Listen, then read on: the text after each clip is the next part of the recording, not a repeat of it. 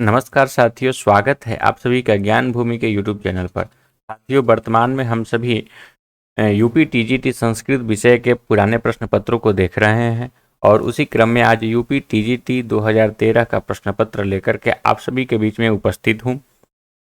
बिना किसी प्रकार के समय व्यतीत किए प्रश्नों की तरफ बढ़ते हैं। पहला प्रश्न है, निम्नलिखित में कौन शब्द शुद्ध है? 4 शब्द दिया हुआ है, अक्षतः, दाराह, लाजह, वर्षा। देखने में चारों के चारों आपको शुद्ध दिखेंगे, लेकिन इसमें एक ही शब्द शुद्ध है, बाकी के 3 शब्द अशुद्ध है। शब्दों के शास्त्रीय पक्ष के तरफ बढ़ते हैं तो उसमें दारा और अक्षत और लाज, ये ऊपर के जो 3 शब्द हैं, अक्षतः, दारा, लाज, ये तीनों शब्द के बारे में पता चलता है कि ये तीनों शब्द पुल्लिंग है और हमेशा बहुवचन में ही प्रयोग किए जा सकते हैं। तो बहुवचन में प्रयोग करने के दृष्टिकोण से अक्षतः और लाजह बहुवचन में प्रयोग नहीं है, इसलिए 2 शब्द अशुद्ध हो जाते हैं। दारा शब्द जो है बहुवचन में प्रयुक्त होगा तो रामा के जैसे दारा ये शुद्ध शब्द हुआ। और डी विकल्प जो वर्षा है, इसको देखते हैं तो वर्षा के बारे में शास्त्रीय प्रमाण मिलता है कि वर्षा शब्द जो है हमेशा बहुवचन में ही प्रयुक्त होगा, लेकिन स्त्रीलिंग होकर के।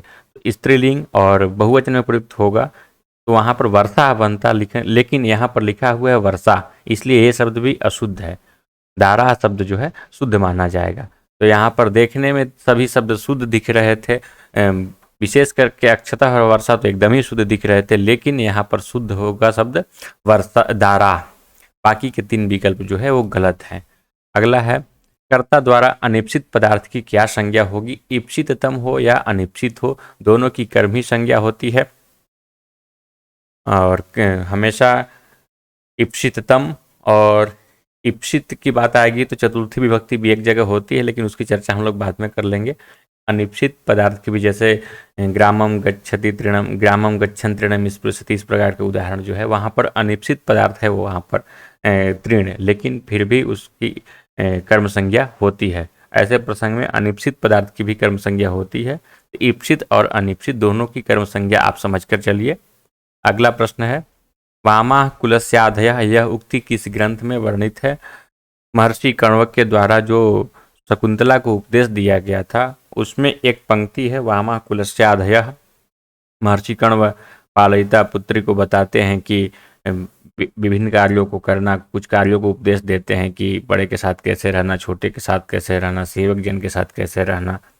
उसी में बताते हैं कि यदि मेरे बताए हुए रास्ते के अतिरिक्त किसी मार्ग पर चलती हो या इसके उल्टा चलती हो तो कुल के लिए तुम मानसिक पीड़ा बन जाओगी। वामा तात्पर्य है कि विपरीत चलने वाली।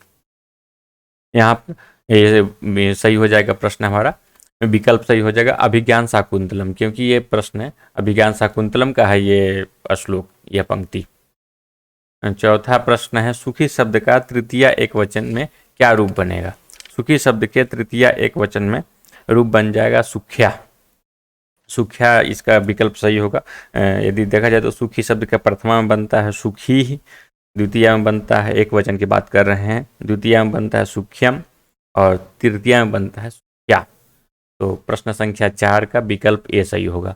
अगला प्रश्न है, किरातार्जुनीयम प्रथम सर्ग में सर्वाधिक प्रयुक्त छंद में गण है। अच्छा, कौन सा गण है जो सर्वाधिक प्रयुक्त छंद है, उसमें किस प्रकार का गण है?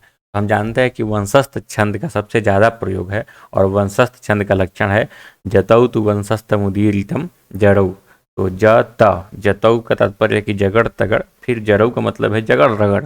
तो विकल्प ये सही हो जाएगा। 5वां जो प्रश्न है इसका विकल्प सही होगा ए, जगड़ तगड़ जगड़ रगड़। अगला प्रश्न है, सत्यनिष्ठ शब्द में कौन सा समास है? सत्यनिष्ठ में बहुब्रीहि समास होगा और यदि इसका विग्रह करते हैं लौकिक विग्रह तो इस प्रकार से होगा, सत्यनिष्ठा यस्य सः, सत्यनिष्ठा यस्य सः, इससे बहुब्रीहि समास हो जाएगा। इस प्रकार के विग्रह होने के कारण और बहुब्रीहि समास में हम सभी जानते हैं कि अन्य पदार्थ की प्रधानता होती है।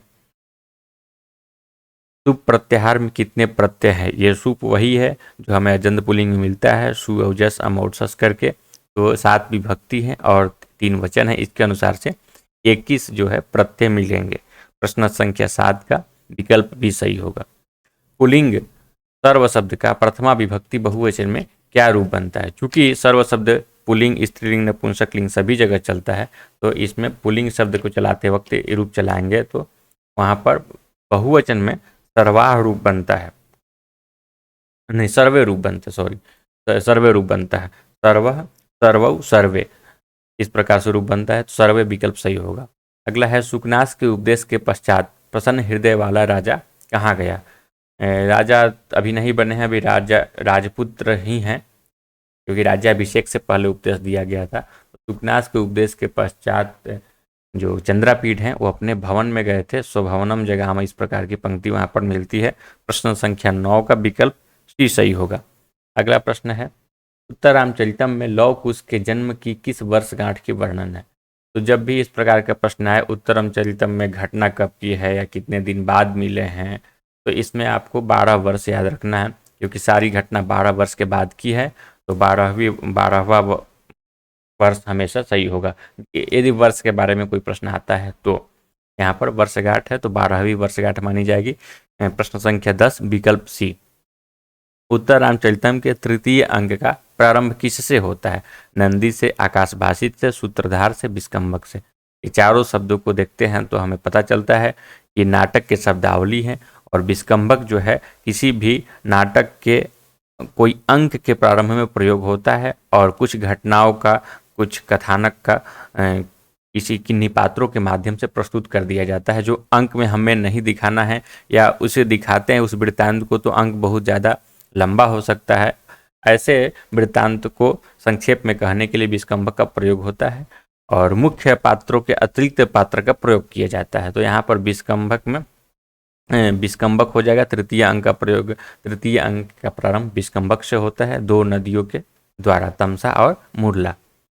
अगला है नीति शतक में राजनीति को कितने स्वरूपों को धारण करने वाला कहा गया है। क्योंकि एक पंक्ति मिलती है जिसमें बताया गया है वारांगनेव नृपनीतिरनेक रूपा, और उसमें देखेंगे इसके विशेषताओं को कहिए या गुणों को कहिए, तो 10 विशेषताओं की गणना की गई है वहाँ पर।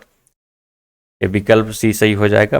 10 वहाँ पर 10 की बात कही गई है। वह श्लोक इस प्रकार से है सत्यानलिता च परुषा प्रियवादिनी च हिंस्रा दयालुरपिचार्थ परा वदान्या नित्यव्यया प्रचुरो नित्य धनागमा च वारांगनेव नृपनीतिरनेक रूपा। इस श्लोक में जितने भी स्त्रीलिंग वाले शब्द हैं उसमें आप देख सकते हैं सत्या, अनलिता, परुषा, प्रियवादिनी और हिंस्रा, दयालुता होगा, अर्थपरा, और वदान्या का तात्पर्य है कि बहुत ज़्यादा बहुप्रदा, बहुत प्रकार से बोलने वाली, नित्य व्यया, प्रचुर नित्य धनागमा, और नित्य अव्यया हमेशा खर्चीली। इस प्रकार से 10 और प्रचुर नित्य धनागमा, ठीक है, 10 गणना की गई है यहाँ पे। अगला है शकुंतला के अनिष्ट निवारण के लिए महर्षि कण्व कहाँ गए थे। हिमालय, सोमतीर्थ, कुरुक्षेत्र, प्रयाग। वहाँ पर 2 वर्णन है, एक सोमतीर्थ और एक सची तीर्थ है। सोमतीर्थ में गए थे अनिष्ट निवारण की शांति के लिए, और यदि बात है कि अंगूठी कहाँ गिरी थी, किस तीर्थ में गिरी थी, तो सची तीर्थ में गिरी थी। विकल्प यहाँ पर भी सही हो जाएगा, क्योंकि अनिष्ट निवारण की सिद्धि के लिए महर्षि कण्व, या कण्व के एक और नाम मिलता है महर्षि काश्यप, ये सोमतीर्थ में गए हुए थे। उत्तर रामचरितम नाटक का मंगलाचरण किस छंद में है। इदम कविभ्य पूर्वेभ्यो नमो वाकम प्रशास्महे बिंदेम देवताम वाचम अमृताम आत्मनः कलाम। ये जो श्लोक है अनुष्टुप छंद में है, और अनुष्टुप छंद वाले ही पद्यों को हम लोग श्लोक बोलते हैं। ऐसे सामान्य भाषा में किसी को भी श्लोक बोल देते हैं, लेकिन श्लोक ना बोल करके पद्य शब्द का प्रयोग करना चाहिए। संस्कृत वाङ्मय में गद्य का प्रयोग सर्वप्रथम किस ग्रंथ में है। सर्वप्रथम हम जानते हैं कि संस्कृत वाङ्मय का प्रारंभ होता है वेदों से, और ऋग्वेद तो पद्यात्मक है, यजुर्वेद जो है उसमें गद्य का भी प्रयोग मिलता है और पद्य का भी प्रयोग मिलता है। तो यहाँ पर विकल्प सही हो जाएगा बी, यजुर्वेद।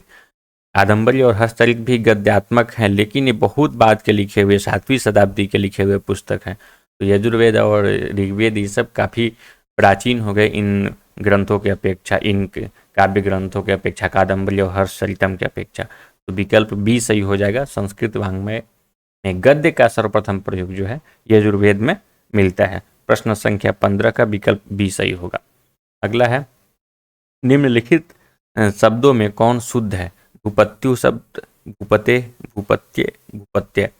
देखिए यहाँ पर थोड़ा सा कन्फ्यूजन हो सकता है। जो पति के रूप को भूपति के रूप के जैसा देखेंगे तो गलत हो जाएगा, क्योंकि पति शब्द जो है वहाँ पर उसकी घी संज्ञा नहीं हुई रहती है, और भूपति में जो है उसकी घी संज्ञा हो जाती है, क्योंकि पति समास एवं ये सूत्र है घी संज्ञा करने वाला, और भू शब्द के साथ जब उसका समास हो जाता है तो उसकी घी संज्ञा हो जाती है, और घी संज्ञा होने के बाद में इसका रूप चलता है हरि के जैसा, जैसे भूपति ही एक वचन में, फिर भूपतिम, भूपतिना, भूपतये, भूपते, भूपते, भूपतौ, और संबोधन में हे भूपते। तो यहाँ पर भूपते जो रूप है पंचमी और षष्ठी के एक वचन में सही होगा।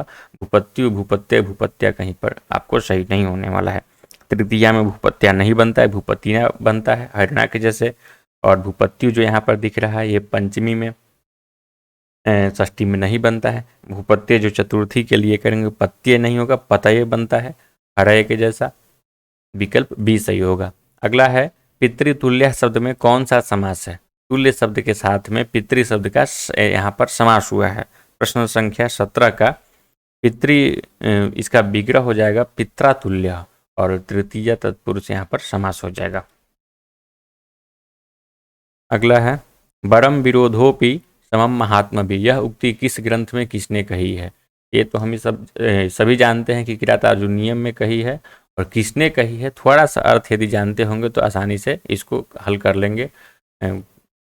वनेचर की उक्ति है, बताता है कि जो आपके साथ विरोध करना भी यश को बढ़ाने वाला है। किरातार्जुनीयम प्रथम सर्ग के कथानक में किसका वर्णन नहीं है? द्वैतवन में पांडव का निवास, इसका वर्णन है। गुप्तचर द्वारा दुर्योधन का वृत्तांत, ये भी है। द्रौपदी का क्रोध, और द्रौपदी के क्रोध का युधिष्ठिर द्वारा समर्थन, ये जो है वर्णन नहीं है, क्योंकि ऐसा कहीं पर भी युधिष्ठिर समर्थन नहीं करते हैं कि द्रौपदी बार बार उन्हें युद्ध के लिए ललकारती है, और लेकिन युधिष्ठिर के द्वारा सहमति नहीं दी जाती है कि हाँ हाँ ठीक है हम चलते हैं युद्ध करने, इस प्रकार की बात नहीं की गई है। तो विकल्प डी सही हो जाएगा। महर्षि कण्व किनके साथ शकुंतला को पतिगृह भेजते हैं? जाने वाले 3 लोग हैं, और वो होते हैं सारंगरव होगा यहाँ पे, सारद्वत और गौतमी, ये तीनों गए थे, इसलिए विकल्प डी सही हो जाएगा। ये सारंगरव, सारद्वत और गौतमी। गुरु आदेशा में संधि होने पर बनता है। उ है पूर्व पद में, और बाद में अ है, यहाँ पर ऋण संधि होगा, उ को वह हो जाएगा और शब्द बन जाएगा गुरुवादेश, अर्थात विकल्प सी सही हो जाएगा। अगला है, शीतोष्णम पद में क्या समास है? यहाँ पर द्वंद्व समास है, शीत और उष्ण दोनों का समास होगा, शीतम च उष्णम च, इस प्रकार से। जब कोई क्रिया कृदंत रूप से प्रकट की जाती है तो उस क्रिया के कर्ता अथवा कर्म में कौन सी विभक्ति का प्रयोग होता है? ये षष्ठी विभक्ति का प्रसंग है, और षष्ठी विभक्ति में एक सूत्र हमें मिलता है कर्तृ कर्मणो कृति, जिस सूत्र के माध्यम से हम लोग कृष्ण से कृति और जगतः कर्ता कृष्ण है दोनों प्रयोग बनाते हैं। वहाँ पर कृष्ण से कृति में भी कृदंत है, और फिर जगतः कर्ता यहाँ पर भी कृदंत है। तो एक जगह कर्ता में षष्ठी है, एक जगह कर्म में षष्ठी है। जगतः कर्ता में देखेंगे तो कर्म में षष्ठी है, और कृष्ण से कृति में देखेंगे तो कर्ता में षष्ठी है। तो क्रिया अथवा कर्ता दोनों में कौन सी विभक्ति का प्रयोग हुआ? यहाँ पर षष्ठी का प्रयोग हुआ। अगला प्रश्न है, निम्नलिखित में शुद्ध शब्द क्या नहीं है? फिर वैसे ही पहले प्रश्न के जैसा मंचे, अधिमंचम, मंचे अधि, मंचस से ऊपरी, ये चारों शब्द आपको कंफ्यूज करने वाले हैं। जो पढ़े रहेंगे वो सही करेंगे।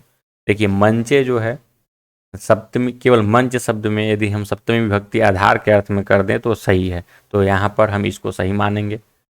अच्छा, हमें छांटना है कि कौन सा शुद्ध नहीं है ना, तो मंचे तो हमारा जो है ये सही है। और अगला है अधिमंचम। देखिए अधि के साथ में जब मंच जुड़ गया तो अधि सिंहस्थासाम कर्म, इस सूत्र से मंचम, मंच शब्द की कर्म संज्ञा होकर के द्वितीय विभक्ति का प्रयोग हो जाएगा, अधिमंचम बन जाएगा, ये भी सही है। मंचे अधि जो है सही नहीं है, क्योंकि जब अधि शब्द के साथ जोड़ दिए तो अधि शब्द के साथ जोड़ने पर हमें इसे कर्म संज्ञा करनी पड़ेगी, आधार की कर्म संज्ञा होगी।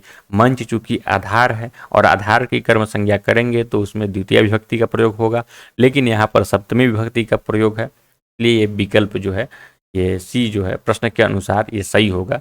ये शुद्ध शब्द नहीं है और मंचस से ऊपरी जो है ये सही हो जाएगा, क्योंकि एक सूत्र है, सूत्र षष्ठ्यर्थ शर्त प्रत्ययन, षष्ठ्यर्थ शर्त प्रत्ययन सूत्र जो है उससे अतसुच या उसके अर्थ वाले अन्य शब्द के साथ में षष्ठी होती है। तो मंचस से ऊपरी जो है ये भी सही हो जाएगा, लेकिन हाँ मंचस से ऊपरी ये भी शुद्ध हो जाएगा। अशुद्ध पूछा है तो मंचे अधि ही यहाँ पर अशुद्ध होगा। कादंबरी का उपजीव्य ग्रंथ है, अर्थात कादंबरी कथा जो लिखी गई है किसको आधार बनाकर लिखी गई है, किसको देख करके लिखा गया है। तो बृहद कथा जो गुणाढ्य बृहद कथा है उसी को आधार बना करके कादंबरी, एक बहुत बड़ा गद्यात्मक कथा की रचना की है बाणभट्ट ने। नियम पूर्वक विद्या स्वीकार करने पर वक्ता में किस विभक्ति का प्रयोग होता है? नियम पूर्वक जब विद्या स्वीकार करने की बात हो अर्थात पढ़ने की बात हो तो वक्ता अर्थात जो पढ़ाने वाला हो उसमें पंचमी विभक्ति का प्रयोग होता है, और वो सूत्र है आख्यातोपयोगे। आख्यातोपयोगे इस प्रकार का सूत्र है, और उस सूत्र से जो पढ़ाता है या जो विद्या प्रदान करने वाला है उसमें पंचमी विभक्ति का प्रयोग होता है। उत्तर रामचरितम में अदृश्य रूप में सीता किसके साथ पंचवटी में आती है? गोदावरी, गंगा, तमसा और वासंती। देखिए वो रहती तो है साथ में तमसा के साथ में, लेकिन आती है भागीरथी के साथ अर्थात गंगा के साथ में।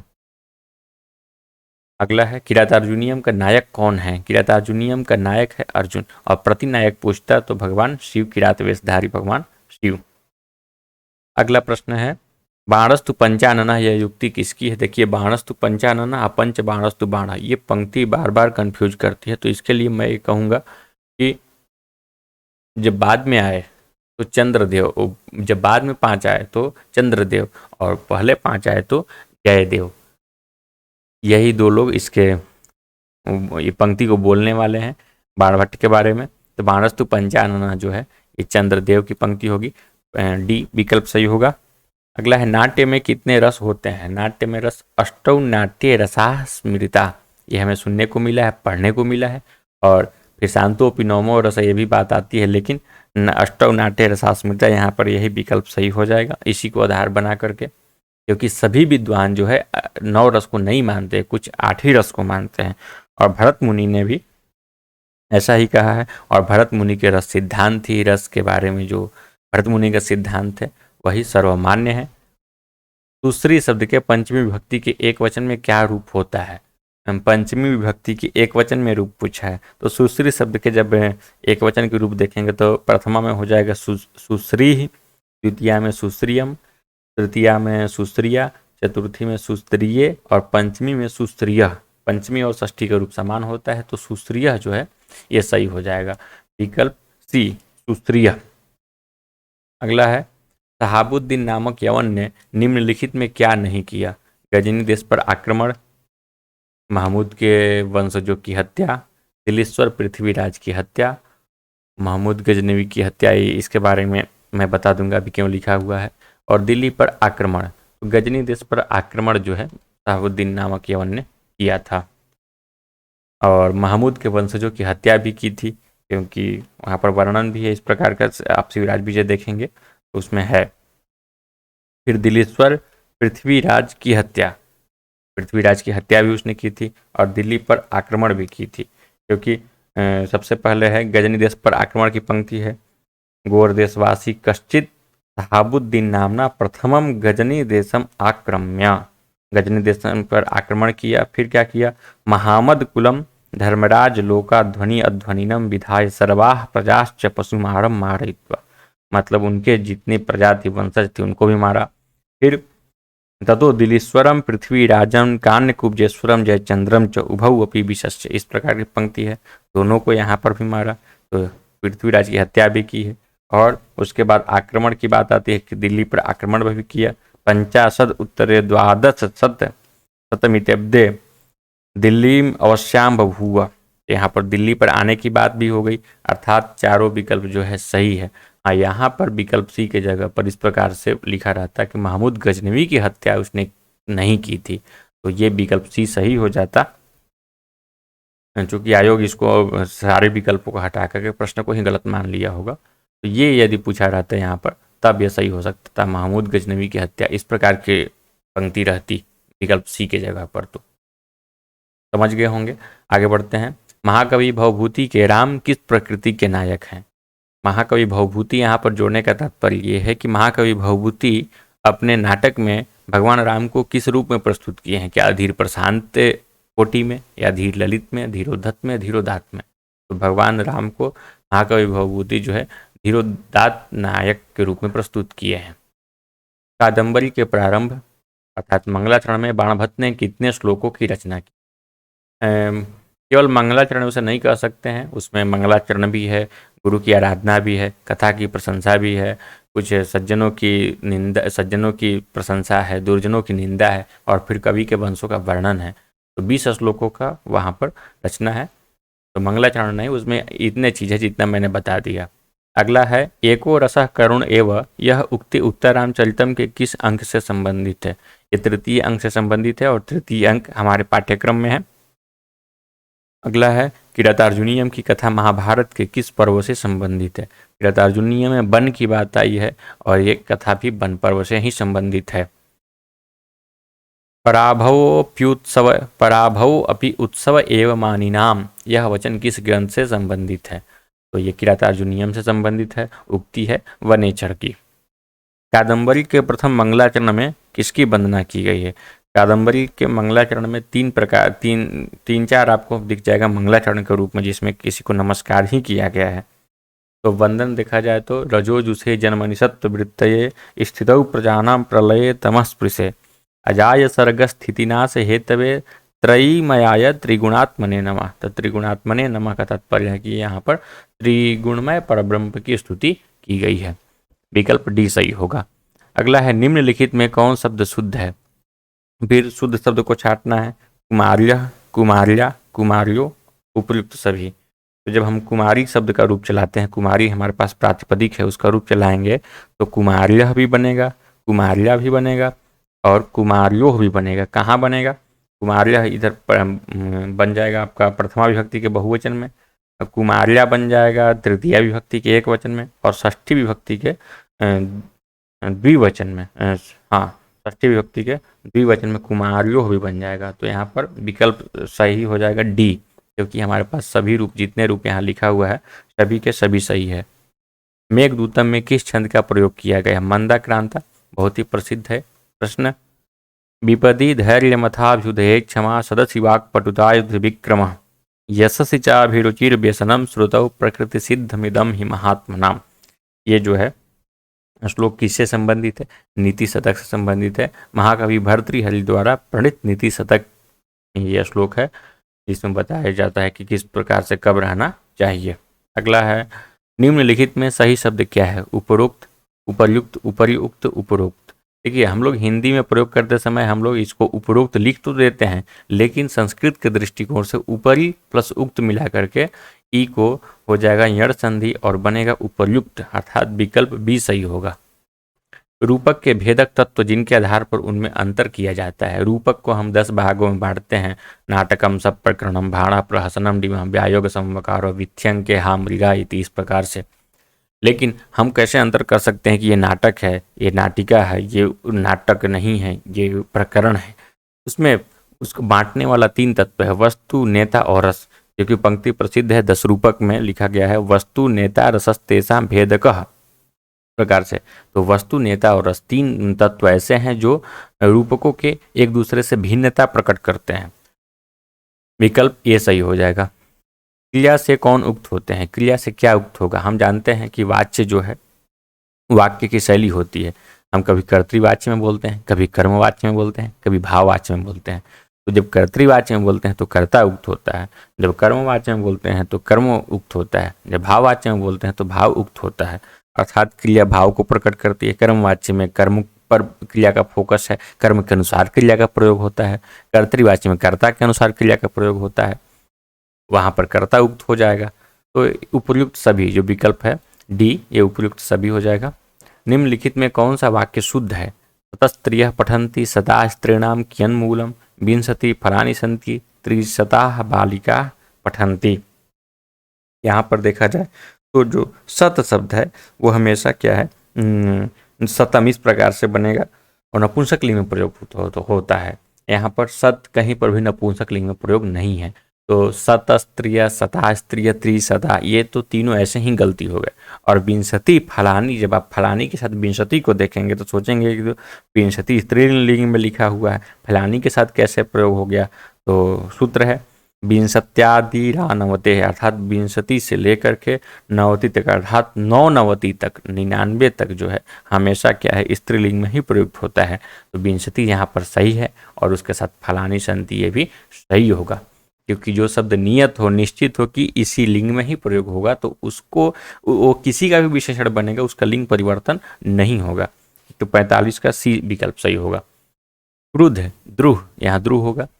ईर्ष्य, ईर्ष्य थोड़ा सा अशुद्धि लिखा गया है।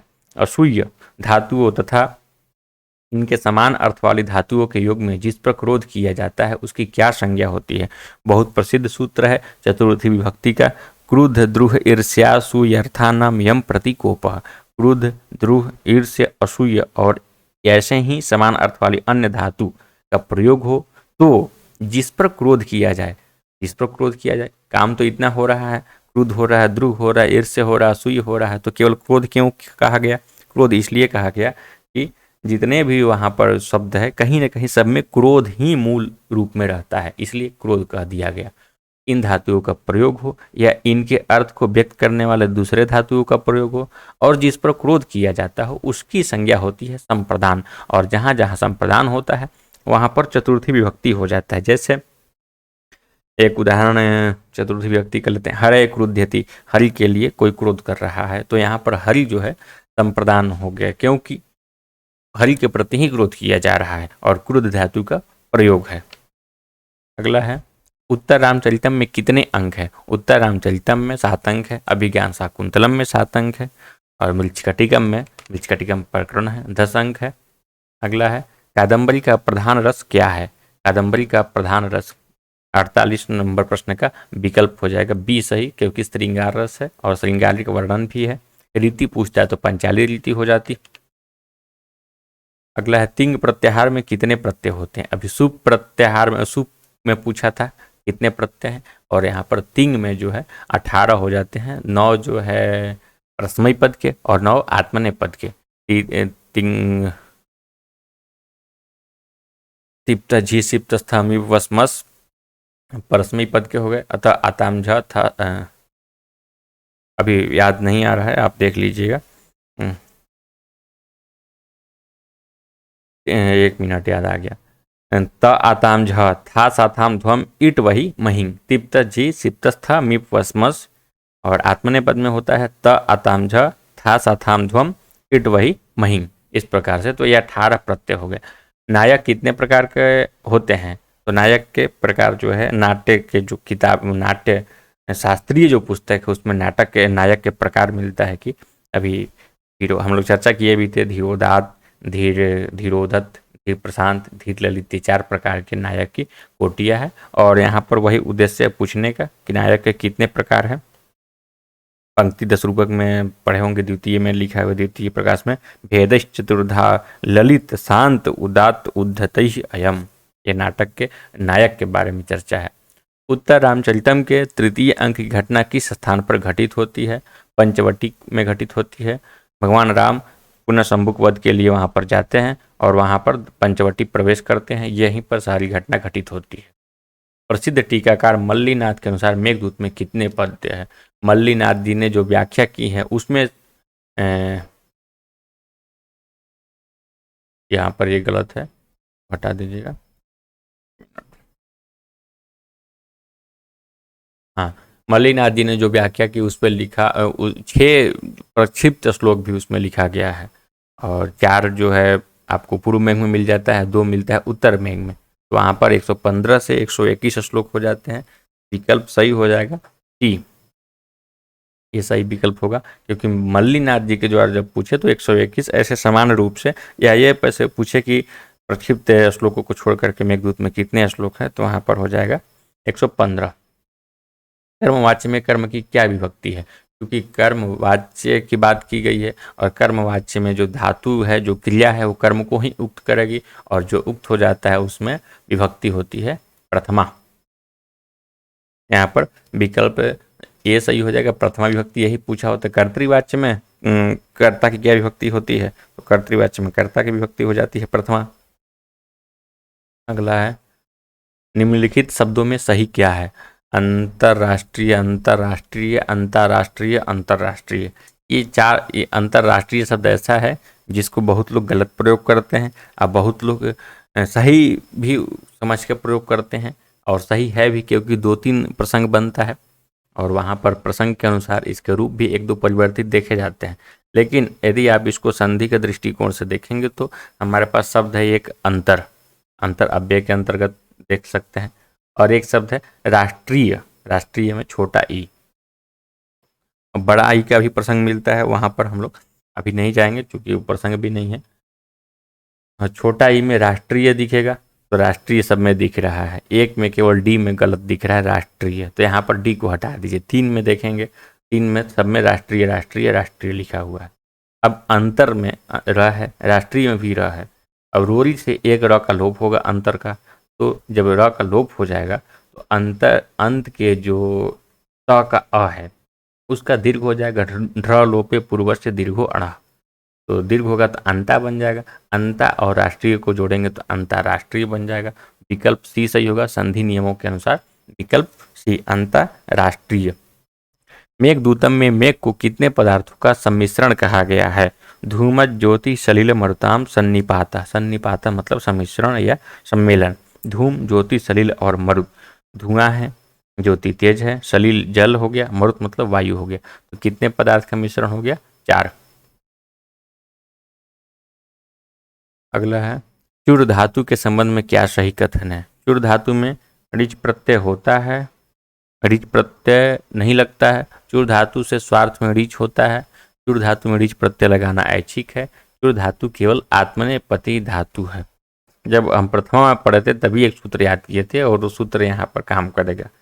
सत्याप, पाश, रूप, वीणा, तूल, श्लोक, सेना, लोम, त्वच, वर्म, वर्ण, चूर्ण, चुरादिभ्यो ऋच, ये सूत्र है। उसमें शब्द जो है चुरादिभ्यो ऋच, चुर भी आ गया, इससे ऋच प्रत्यय होता है। तो ऋच प्रत्यय लगता तो है, ये तो सिद्ध है। अब इसमें विकल्प आप कौन कौन सा पहले गलत काट देंगे। चूर धातु से ऋच प्रत्यय नहीं लगता है, ये सही नहीं है। चूर धातु से स्वार्थ में ऋच होता है, ये सही हो सकता है। चूर धातु में ऋच प्रत्यय लगाना ऐच्छिक है, ऐच्छिक नहीं है, नित्य है। ठीक है। चूर धातु केवल आत्मनेपदी धातु, तो यहाँ पर जो है चूर धातु केवल आत्मनेपदी धातु है, ये भी बात नहीं है। चोरयति रूप बनता है, चोरयति, चोरयता, चोरयंती, तो आत्मनेपदी यदि रहता तो ऐसा नहीं बनता। ये परस्मैपदी धातु है यहाँ पे और आत्मनेपदी है, लेकिन केवल आत्मनेपदी है ऐसा हम नहीं कह सकते हैं। और चूर धातु में रीच लग के तो आत्मनेपदी नहीं बनता है, तो परस्मैपदी धातु है यहाँ। परस्मैपदी धातु होने के कारण चूर धातु केवल आत्मनेपद है, ये भी बात गलत है। चूर धातु में रीच प्रत्यय लगाना है ऐच्छिक है, ये भी गलत है। चूर धातु से स्वार्थ में रीच प्रत्यय होता है, ये बात जो है सही है।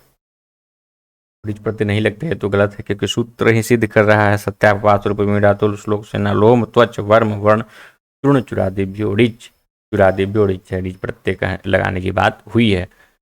अगला है अष्टन शब्द का प्रथमा विभक्ति का क्या रूप बनेगा। देखिए प्रथमा विभक्ति का अष्टन का हमेशा बहुवचन में रूप बनेगा, या तो अष्ट बनेगा या तो अष्टौ बनेगा, यही दो रूप बनेंगे। और अष्टन तो प्रातिपदिक है। अव्यय शब्दों में किस विभक्ति प्रत्यय का लोप होता है। अव्यय शब्दों में किस विभक्ति प्रत्यय का लोप होता है। अब अव्यय शब्द में विभक्ति तो रहती ही नहीं है, तो सबका लोप हो जाएगा।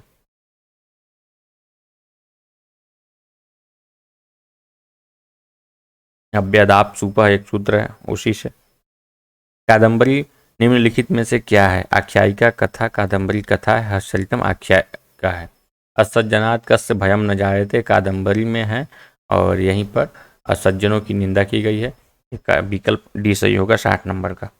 अगला है हर प्रत्याहार में कितने वर्ण होते हैं? हर प्रत्याहार में 33 वर्ण होते हैं। यदि ह को 2 बार देख लिया जाए तो 34 भी हो जाएंगे, तो लेकिन यहाँ पर 33 मानिए, 33 34 दोनों देखेंगे तो ह तो 2 बार आता है, उसकी गणना नहीं करनी है,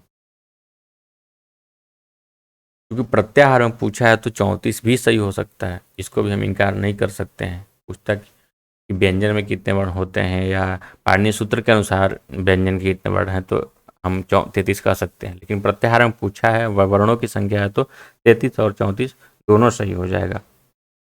अगला है निम्नलिखित में से युष्मत शब्द के लिए क्या सही कथन है? युष्मत शब्द मध्यम पुरुषवाची है, सही कथन है। संपोधन पद का प्रयोग वर्जित है, ये भी सही है।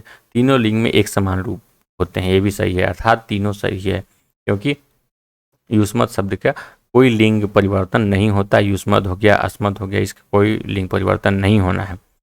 श्रव्य काव्य के कितने भेद है? देखिए काव्य जो है 2 प्रकार के होते हैं, दृश्य काव्य और श्रव्य काव्य। और श्रव्य काव्य के 3 भेद होते हैं, गद्य, पद्य और चंपू। तो यहाँ पर विकल्प सही हो जाएगा बी।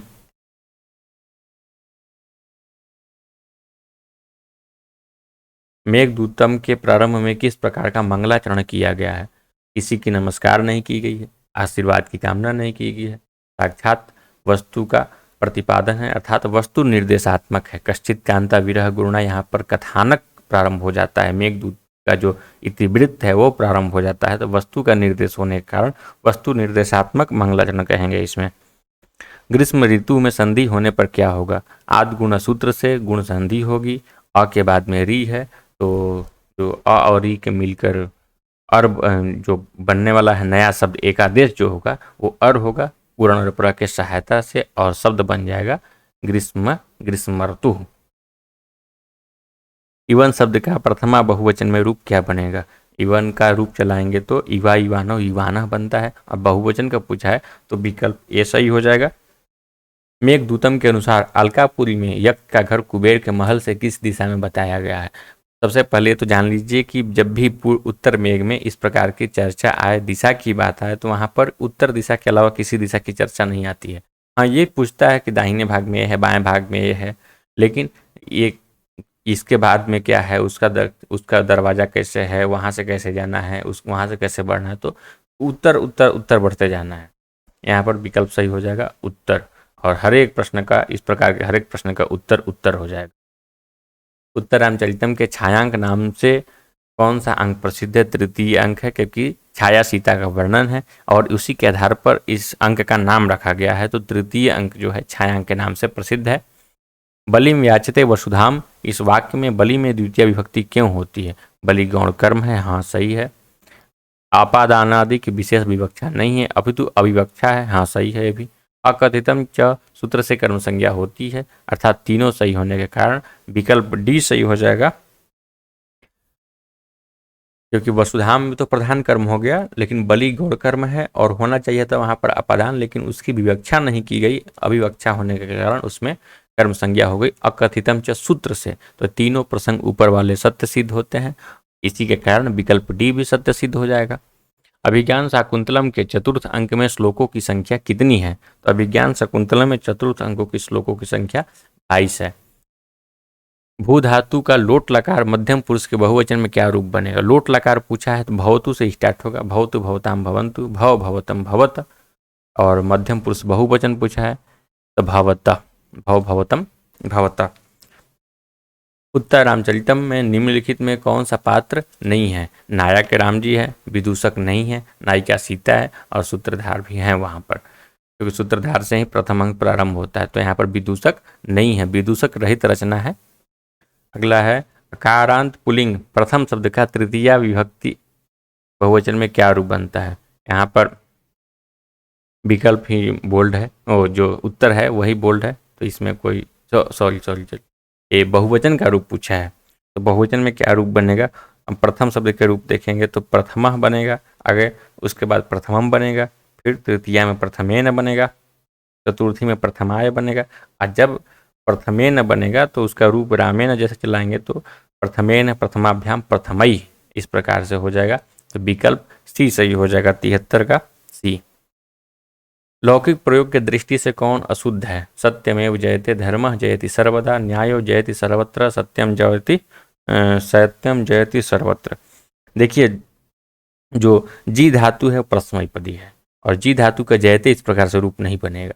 उसका आत्मनेपद में प्रयोग होता है, लेकिन आत्मनेपद में प्रयोग करने के लिए वहाँ पर एक सूत्र है वी पराभ्याम जे, जो बताता है कि जी धातु से पहले वी हो जाए, परा हो जाए, तब उसका आत्मनेपद में प्रयोग होता है, तब वो धातु आत्मनेपद वाली हो जाती है।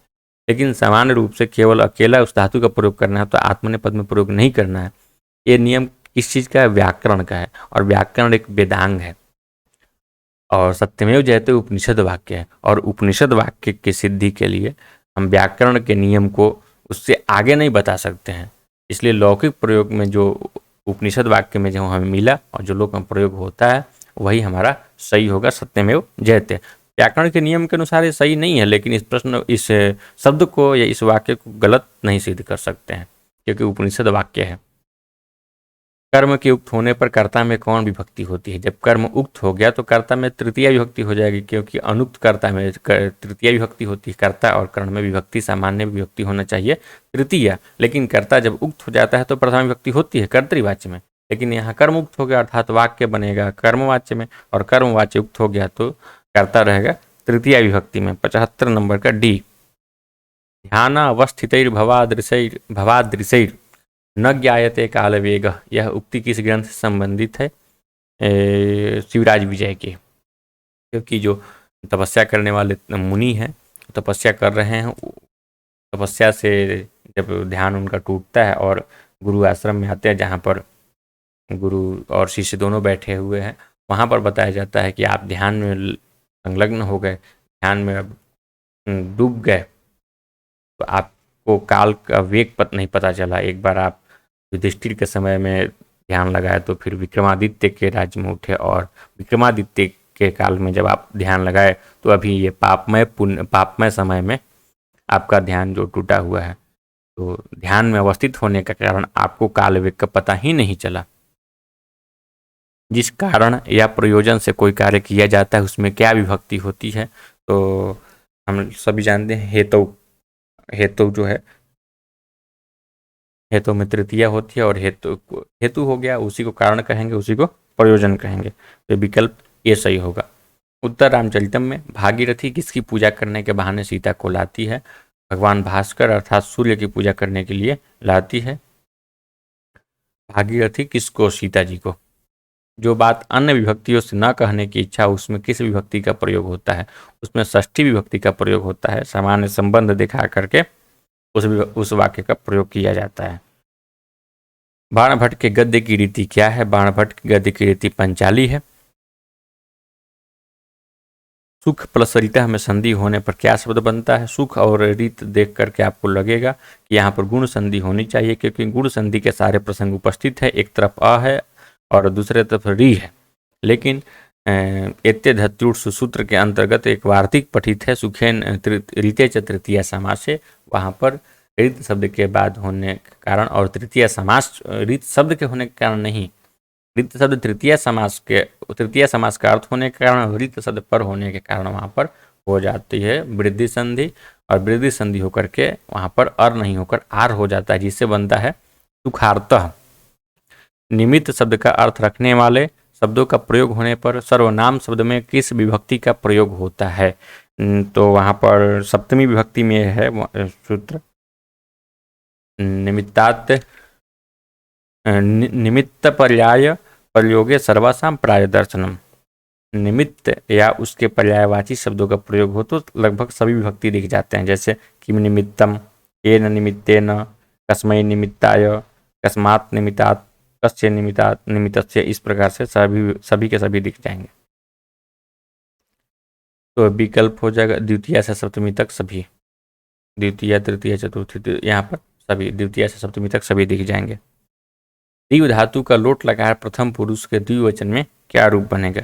धातु दीव है और लोट लकार, तो हम दिव्यतु ढूंढेंगे, और प्रथम पुरुष के द्विवचन में पूछा है तो दिव्यतु के बाद क्या बनता है? दिव्यतु दिव्यताम, तो विकल्प से हो जाएगा सी, दिव्यतु के बाद दिव्यताम। अगला है बाणभट्ट किस सम्राट के सभा पंडित थे?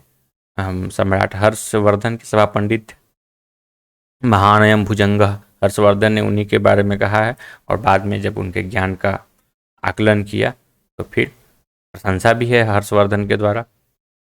नीचैर्गच्छति उपरि च दशा चक्र नियमी क्रमेण, यह वचन किस ग्रंथ से संबंधित है? मेघदूतम से, और उत्तर मेघ से संबंधित है। मेघदूतम। निम्नलिखित वाक्यों में शुद्ध क्या है? रामेण भार्या त्यज्यते, रामेण भार्याम त्यज्यते, राम भार्या त्यजति, रामेण भार्या त्याजयति। त्याजयति वाला तो गलती हो गया। अब ऊपर बढ़ते हैं, राम भार्या त्यजति, ये सही हो जाता यदि भार्याम रहता, तो ये भी गलती हो गया। रामेण भार्याम त्यजति ये गलत हो गया, क्योंकि जब कर्मवाच्य में वाक्य बना तो रामेण हुआ, वहाँ तक तो सही है, लेकिन भार्या में प्रथमा नहीं है और त्यजति में आत्मनेपद का रूप नहीं है। विकल्प ए जो है वो सही हो जाएगा। रामेण में तृतीया भी है, भार्या में प्रथमा भी है, और त्यजते जो है आत्मनेपद अर्थात कर्म के अनुसार धातु का भी प्रयोग है। क्रिया कर्मक होती है जब धातु का अर्थ बदला जाए, जब धातु के अर्थ में कर्म समाविष्ट हो, जब धातु का कर्म अत्यंत प्रसिद्ध हो, जब कर्म शब्दों से लिखा न हो। देखिए इसके बारे में एक बहुत प्रसिद्ध पंक्ति है, धातु अर्थांतरे वृत्तिर धात्वर्थेन उपसंग्रहात प्रसिद्धेरविवक्षातः कर्मणो अकर्मिका क्रिया। धातु जो है धातु का अर्थ बदल जाए तब, फिर जब धातु के अर्थ में कर्म समाविष्ट हो जाए, धात्वर्थेन उपसंग्रहात ये सही है। जब धातु का कर्म अत्यंत प्रसिद्ध हो, प्रसिद्धे है, और फिर है जब कर्म शब्दों से लिखा न हो। तो प्रश्न जो 87 है इसका विकल्प यही सही हो जाएगा, क्योंकि गलत चुनना है ना। क्रिया अकर्मक होती है जब, तो ये तीनों जगह तो क्रिया अकर्मक हो जाती है, लेकिन कर्म शब्दों से लिखा ना हो तो हम अकर्मक नहीं कह सकते हैं। अब जैसे राम पठती में पुस्तक नहीं लिखा हो, तो वहाँ पर उसको हम शब्द से कर्म न लिखे होने के कारण पठ धातु को ये सिद्ध नहीं कर सकते हैं कि यह कर्मक क्रिया है।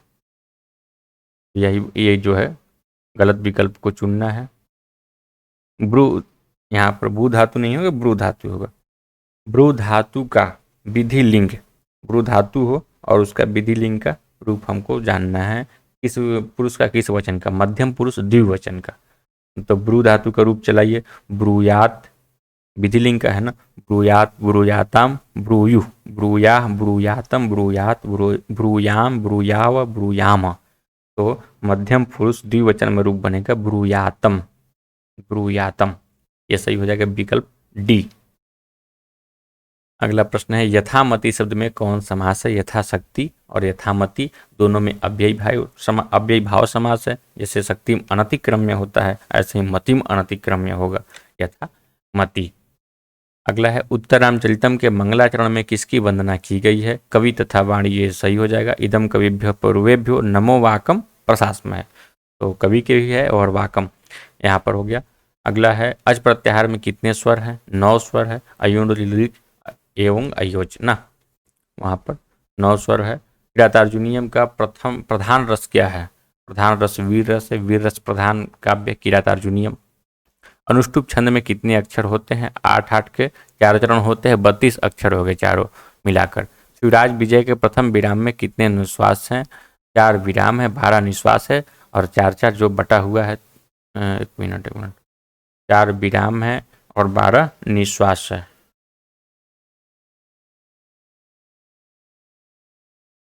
4 विराम 12 निश्वास, विरामों की संख्या 4 प्रथम में, तो प्रथम जो विराम है उसमें निश्वासों की संख्या 4 है, आगे कम होगा।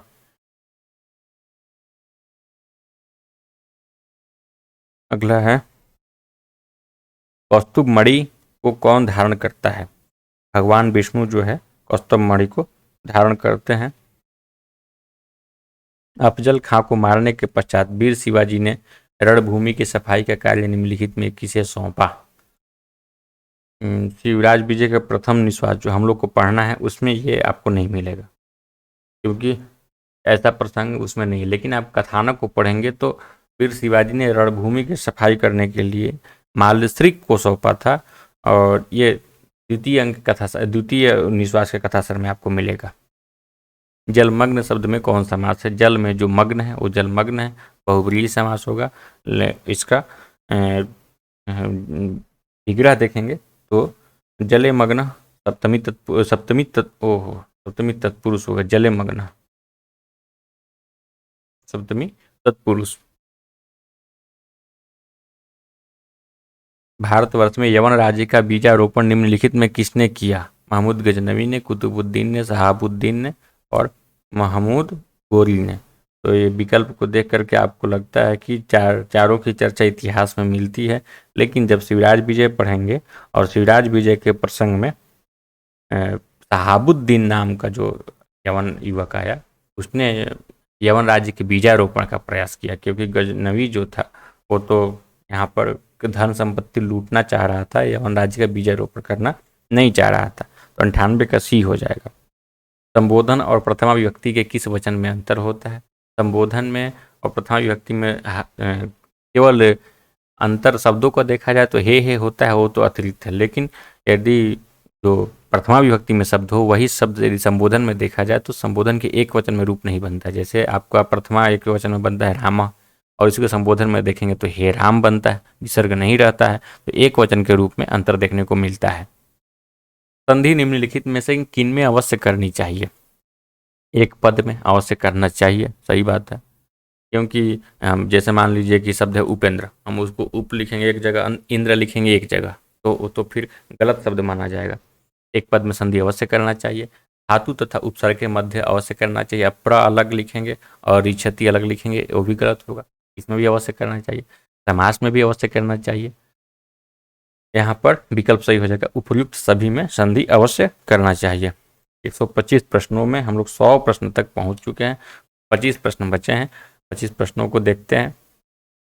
प्रश्नों के माध्यम से निश्चित है कि हम लोग आगे जो है प्रश्नों की शैली पकड़ने की क्षमता विकसित हो जाएगी। प्रश्न किस प्रकार से घुमाकर पूछा जा सकता है, प्रश्नों को हल करने से ये सब बेनिफिट होता है। प्रश्न आप हल जरूर करिए। संधि, अच्छा ये प्रश्न हो गया। अगला है, मेघदूतम में मेघ के मार्ग में निम्नलिखित में से क्या नहीं है? नर्मदा नदी है जिसे रेवा नाम से कहा गया है, विदिशा भी है, उज्जैनी भी है, अयोध्या नहीं है। निम्नलिखित वाक्यों में कौन सा वाक्य शुद्ध है? रामः पठति शुद्ध है, रामेण पठ्यते शुद्ध है, रामः पाठयति ये भी सही है, क्योंकि पठ धातु में प्रत्यय यहाँ पर ऋच प्रत्यय लगने से हो गया आपका पाठयति, तो ये भी, इसको भी हम गलत नहीं कर सकते। गलत नहीं मतलब ये कि शुद्ध है ही, रामः पाठयति ऋजंत है ये धातु, तभी शुद्ध है। विकल्प डी सही हो जाएगा। पठ धातु का लंग लकार के मध्यम पुरुष एक वचन का क्या रूप बनता है? पठ धातु लंग लकार आया तो अर्थात शुरू में अ दिखना चाहिए, यहाँ सब में दिख रहा है, मध्यम पुरुष एक वचन, तो अपठः रूप बनेगा, अपठः। उसका पूरा रूप देखेंगे तो बनता है अपठत, अपठताम, अपठन, और मध्यम पुरुष में अपठः, अपठतम, अपठता, अपठम, अपठाव, अपठाम, ये आपका उत्तम पुरुष में होगा। अगला है, भाववाच्य के लिए निम्नलिखित में क्या सही नहीं है? भाववाच्य में सबसे पहले तो जान लीजिए कि कर्म नहीं रहेगा और क्रिया जो है हमेशा एक वचन में ही प्रयुक्त होगी, वो भी प्रथम पुरुष के। भाववाच्य तभी होता है जब क्रिया अकर्मक हो, कर्म न रहे। ठीक है, बात सही है। क्या सही नहीं ये ढूंढना है ना, तो ये तो सही है। कर्ता तृतीयांत होता है, ये भी सही है। क्रिया केवल प्रथम पुरुष एक वचन में प्रयुक्त होती है, ये भी सही है। भाववाच्य में क्रिया कर्ता के वचन के अनुसार होती है, ये गलत है, क्योंकि वो हमेशा प्रथम पुरुष एक वचन में ही प्रयुक्त होगी क्रिया। ये विकल्प जो है प्रश्न के अनुसार सही हो जाएगा, और अर्थात यही अकर्मक भाववाच्य के रूप में गलत है। अगला है, अशुद्ध वाक्य बताइए। कति बालिका, कति जना, कतयः मुनयः, कति फलानी। तो देखिए, कति जो है बहुवचन है, और उसमें कति बालिका, कति जना, कति मुनयः, कतयः मुनयः जो है ये अशुद्ध हो गया, और कति के साथ में बहुवचन यहाँ पर सब सही है। कति फलानी संधि, तो 105 का विकल्प हो जाएगा सी सही। नीति शतक के अनुसार धन की कितनी दशाएं होती है? तो नीति शतक में पढ़े होंगे कि धन की 3 दशा वहाँ पर चर्चा में आई है। दानम, भोगो, नाशः, तिस्रो गतयो भवन्ति, वित्तस्य यो न ददाति न भुंक्ते तस्य तृतीया गतिर भवति। राजा शूद्रक की राजधानी का नाम क्या है? राजा शूद्रक की राजधानी का नाम विदिशा। 107 का बी, विदिशा शूद्रक की राजधानी है। अगला है, निम्नलिखित में शुद्ध वाक्य क्या है? हरि वैकुंठम उपवसति।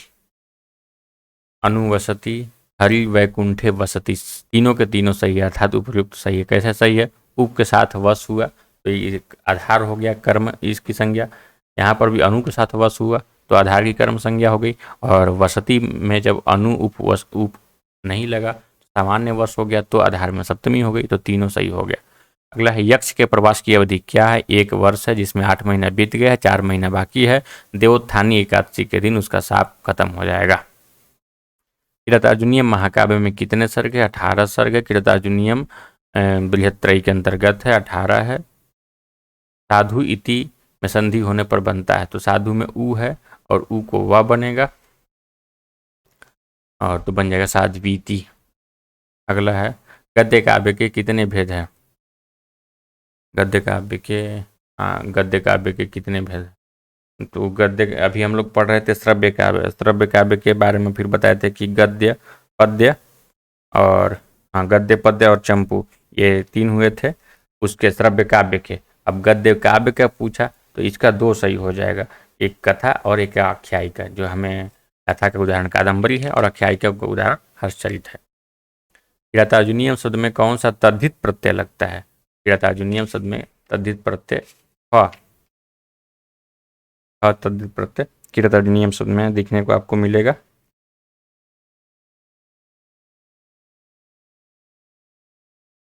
अगला है शुद्ध वाक्य बनाइए। वर्षायाम न गंतव्य, वर्षायाम न गंतव्य, वर्षायाम न गमनीय। हम लोग पहले ही चर्चा कर लिए हैं कि वर्षा स्त्रीलिंग का बहुवचन शब्द है। अब बहुवचन का रूप में जो वर्षायाम वर्षायाम वर्षायाम बनेगा नहीं, केवल बनेगा वर्षासु न गंतव्यम, अर्थात विकल्प डी सही हो जाएगा। मेघदूत में प्रयुक्त छंद के प्रत्येक चरण में कितने अक्षर होते हैं? 17 अक्षर होते हैं। मंदाक्रांता में 17 अक्षर है। मेघदूत के जब आप लक्षण को देखेंगे तो उसमें आएगा मंदाक्रांता जलधि षड गैर गैर म भौ नतौ ताद गुरु चेत, ठीक ना। तो मभऊ का हो गया मगड़ भगड़, फिर नतौ का नगड़ तगड़, और उसके बाद फिर ता, उसके बाद गुरु है तो अर्थात 2 गुरु, तो 5 गढ़ 15 और ये 2 गुरु हो गए 17। रूपक के कितने भेद हैं? तो रूपक के 10 भेद होते हैं। या पूछे रूपक के 10 पूछे। और नाट्य के कितने भेद हैं? तो नाट्य के भी 10 भेदे हो सकते हैं। नाटकम स प्रकरणम, नाटक नहीं नाट्य के। विकल्प सी सही हो जाएगा। 10 रूपक के 10 भेद होते हैं। अगला है माँ ब्रूहि दीनम वचः, नीति शतक के है। रे रे चातक सावधान मनसा, किसी के पास भी रोना गाना मत शुरू कर दो। 117 का डी। आधार कितने प्रकार का होता है जिसमें सप्तमी विभक्ति का प्रयोग होता है? आधार 3 प्रकार का होता है और वो होता है औपश्लेषिक, वैषयिक, अभिव्यापक, चित्त्याधार, त्रिविधा। ये 3 हो गए। कार्यम व साधय्यम, देहम व पातय्यम, सारगर्भित प्रतिज्ञा किसकी है? महाराज शिवाजी की है। शंभु शब्द का चतुर्थी विभक्ति एकवचन का क्या रूप बनेगा? संभवे बनेगा। महाकवि भवभूति की कितनी रचनाएं हैं? 3 है। मालती माधव, उत्तरामचरितम और महावीर चरितम। अस्मत् शब्द का पंचमी एकवचन में क्या रूप बनता है? मत। मत रूप बनेगा आपका पंचमी एकवचन में। अगला है पंडित अंबिका दत्त व्यास को निम्नलिखित में से किस उपाधि से विभूषित नहीं किया? घटिका शतक से किया गया है, साहित्याचार्य से, शतावधान, मीमांसक से जो है नहीं किया गया है। तो विकल्प डी सही हो जाएगा। ये ढक गया है, इसे सही कर लीजिएगा। मीमांसक जो है इससे उनको विभूषित नहीं किया गया है। बाणभट्ट की गद्य कृतियाँ कितनी हैं? अभी हम लोग देखे ही हैं। बाणभट्ट की एक कृति तो उनकी हर्षचरित हो कादम्बरी हो गई और दूसरी हर्षचरित, यही 2 सही है। और कोई जोड़ दे तो अलग बात है, लेकिन ये सही है। पुष्प धनवा किसे कहा गया? धनवा का तात्पर्य है पुष्प फूल ही जिसका धनुष था, कामदेव। विकल्प डी। इस प्रकार से 125 प्रश्नों को देख लिए। काफ़ी रात हो गया है, रात में वीडियो रिकॉर्ड कर रहा हूँ और अब समय है कि सोया जाए। और बहुत बहुत धन्यवाद, आप वीडियो को पूरा देखें और आशा है कि आप अपने सुझाव देंगे कमेंट के माध्यम से, जिसे जो कुछ भी सुधार करना होगा उसे सुधार किया जाएगा। और आगे ऐसे ही प्रश्नों की श्रृंखला जारी रहेगी। जैसे जैसे समय मिलेगा आप सबके समक्ष जो प्रश्न पत्र हमारे पास है उसे मैं प्रस्तुत करने की कोशिश करूँगा। शुभ रात्रि।